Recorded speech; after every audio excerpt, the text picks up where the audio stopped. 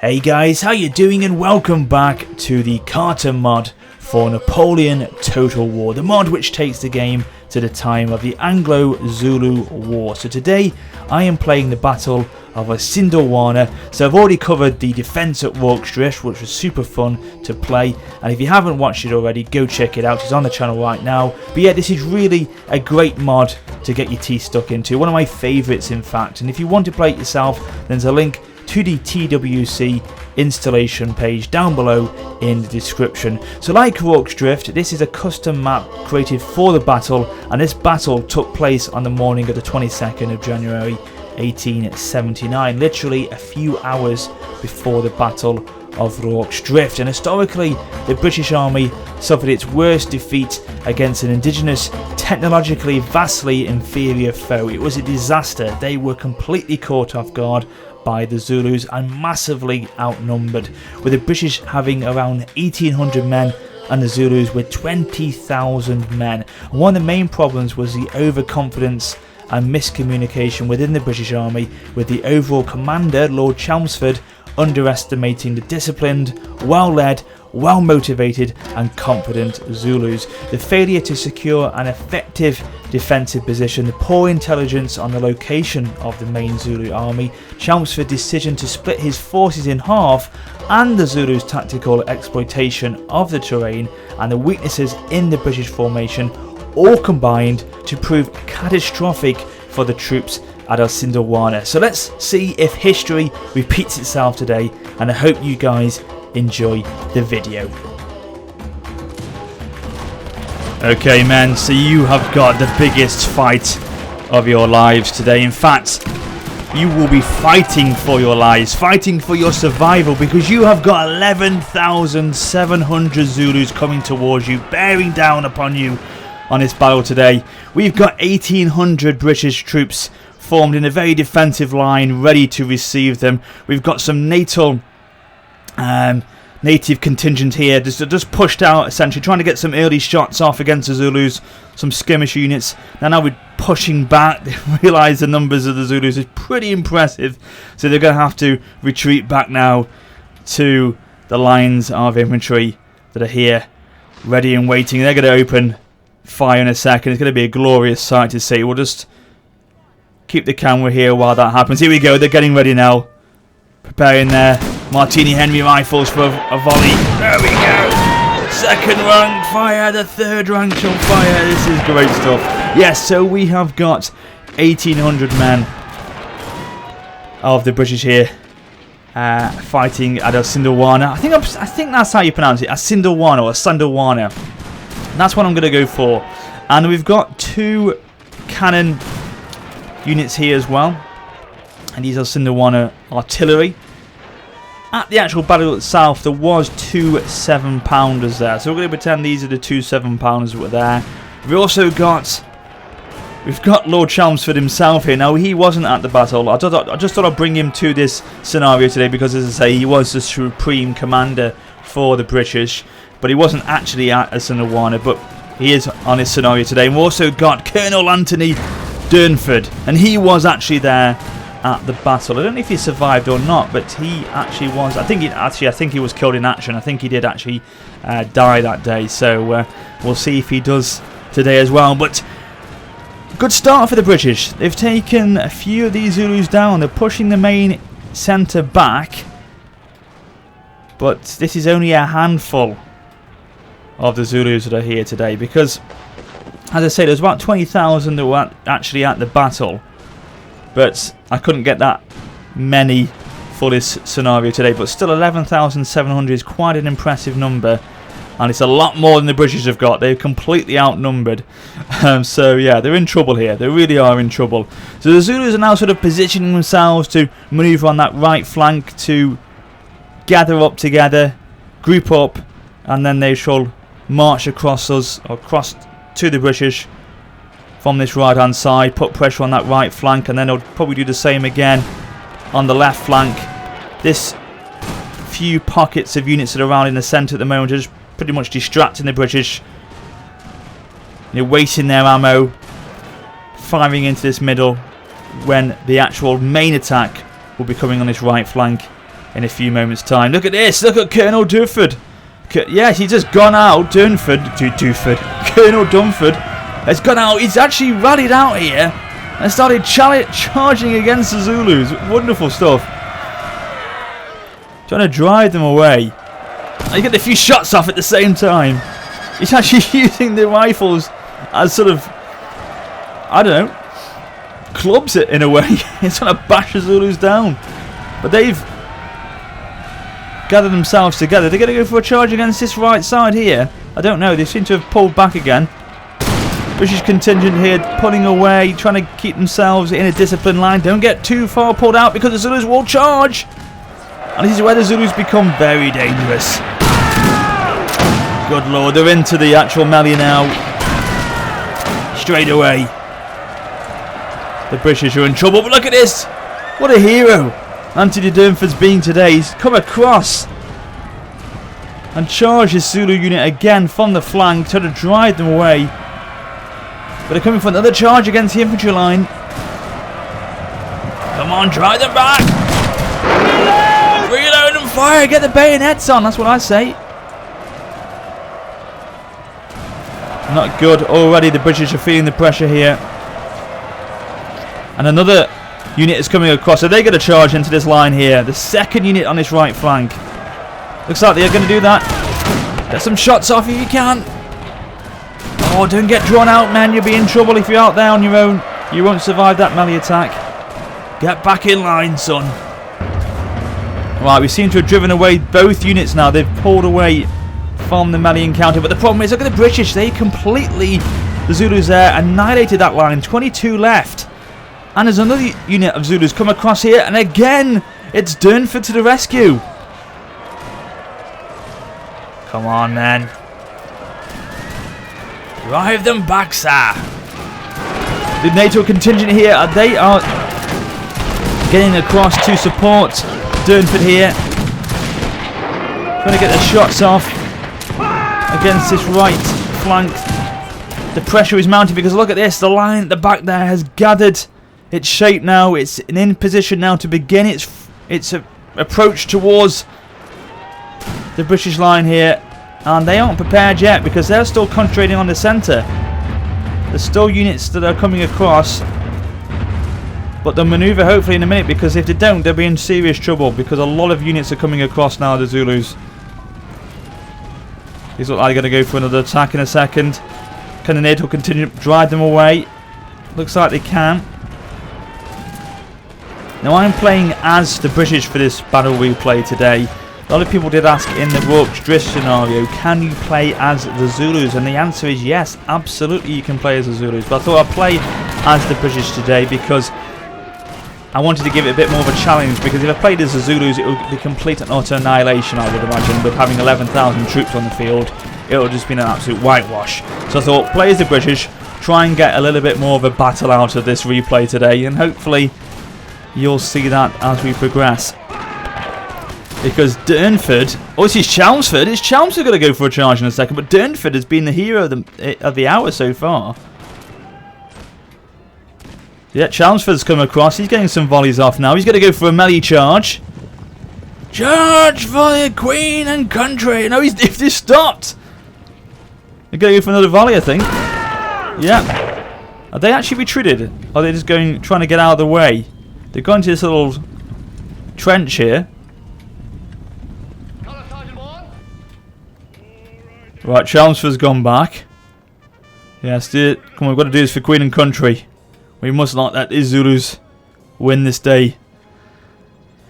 But so far, they have caused significant losses. We've caused significant losses. Look at the amount of Zulus already dead in the centre. That's been pretty impressive.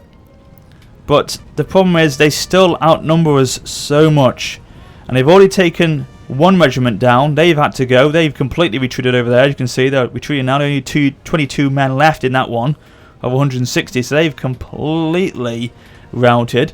So now the line has had to shift itself to the right to prepare itself for this huge approach of Zulus that are coming in. About 4,000 men are coming across the field at this moment in time. Beginning the charge. picking up the pace, and here we go. This is where the main line is coming in now for the Zulus. Let's get these volleys off. Come on, man, keep firing.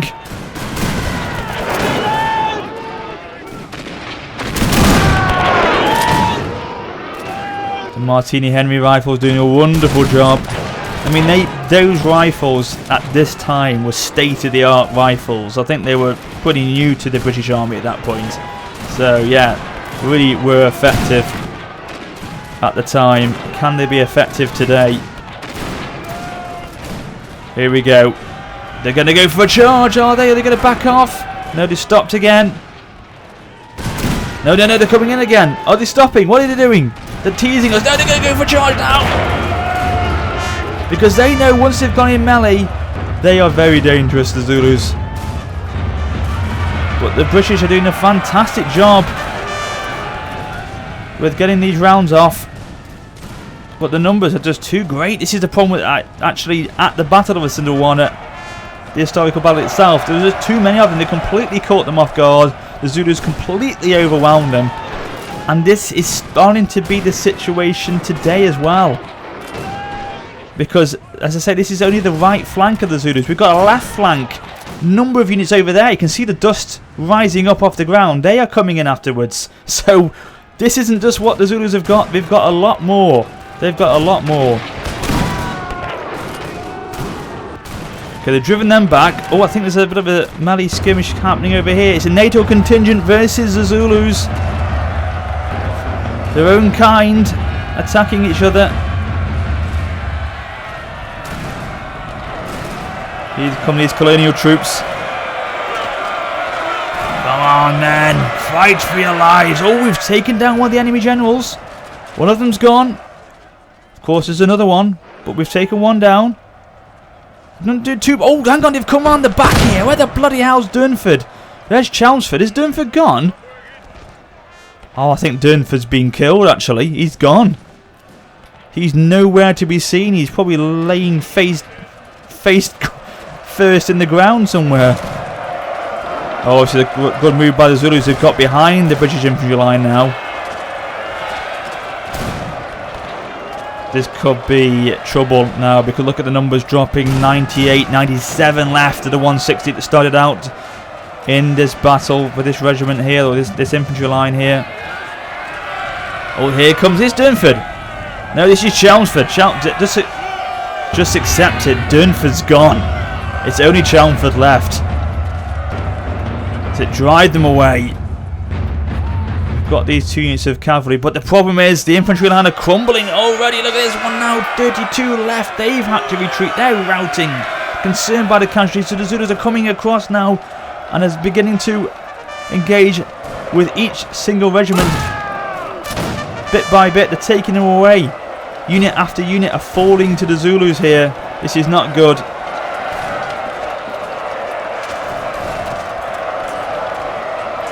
Right, come on, men. Swing those bayonets. Oh, God.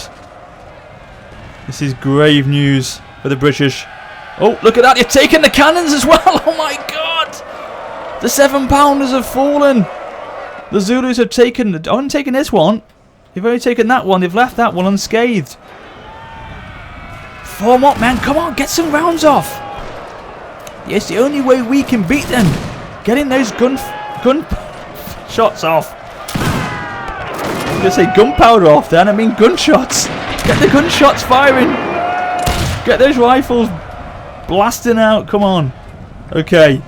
We've driven them back. Oh, look at that. Dropping like flies once the volleys go of those Martini Henry rifles. Come on, come on, come on. Finish them off. Right, they've gone.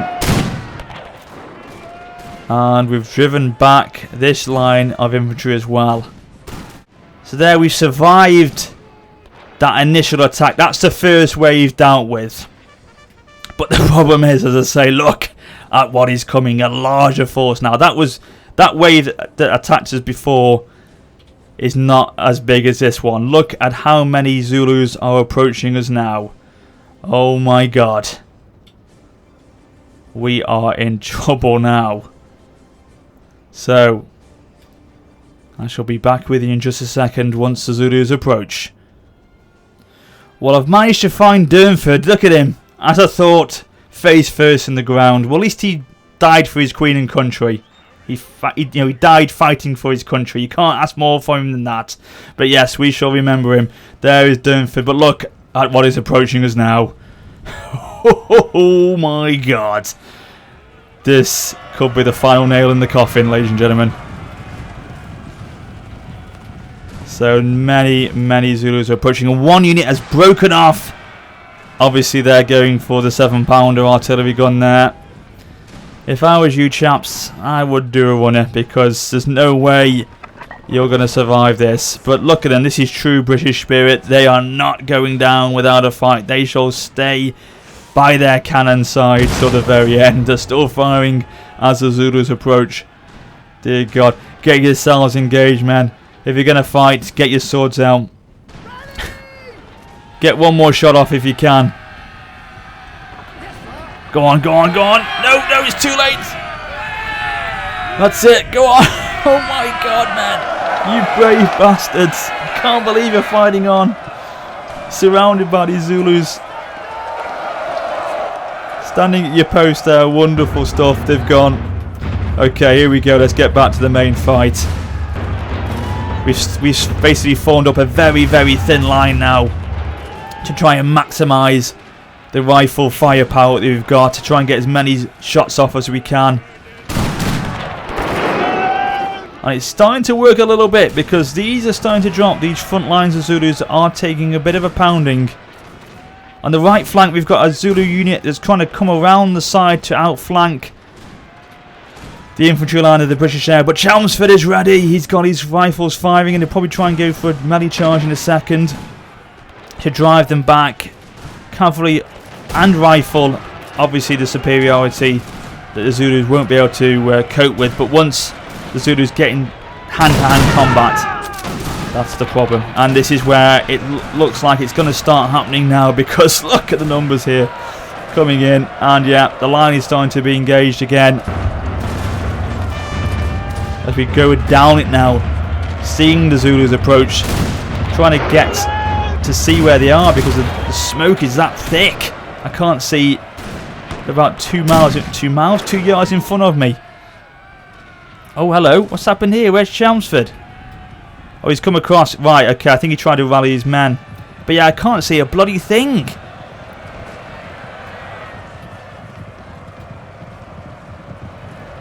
Oh God, look at the line here. The centre's taking so much pressure now from the Zulus. Chelmsford trying to drive this line back here, realising that the left flank has broken. It's buckled really under the pressure. So Chelmsford trying to bring himself across to charge in. But the problem is now the main line is engaged, and there's so many. There's swathes of Zulus that are not even fighting yet. They're not even... haven't even arrived at the battlefield yet. The pressure is looming and the line is crumbling. Oh God. And they're coming from the right hand side now. They've moved and basically outmaneuvered the British and come round the back as well on that right side. And the line is completely broken. And it looks like history has repeated itself today, because the British are overwhelmed once again as the Zulus basically move in on their final part of the day, and the charge has been completed. The battle is completed, and the Zulus have gained the victory once again. But the numbers were better this time. The better performance from the British, essentially. We managed to kill 5,897 Zulus, as opposed to, I think it's about 1,000 Zulus that only were killed in the actual battle itself. So British performed a bit better today. But look at that. The sways of Zulus in the end were just too much. That second cluster of Zulus that came in at the end was just too much, because we managed to drive the first lot away, but when the second came in, it was just, the pressure was too much. But I hope you enjoyed this one today. I loved playing this mod, as I said to you at the beginning. It's so fun. One of the best mods, I think, out there for having a bit of fun with and just enjoying it with some scenarios. It's great stuff. Let's have a quick look at the statistics, see who was our best performing fighter on the day. I think it's just our British line infantry. Yeah, 151, 153, 156. Well, that's not good. 6. Oh no, hang on. What am I thinking? This is what we lost. This is what we killed. 808. That's not bad. Yeah, 808 was the best performing unit. How was Durnford?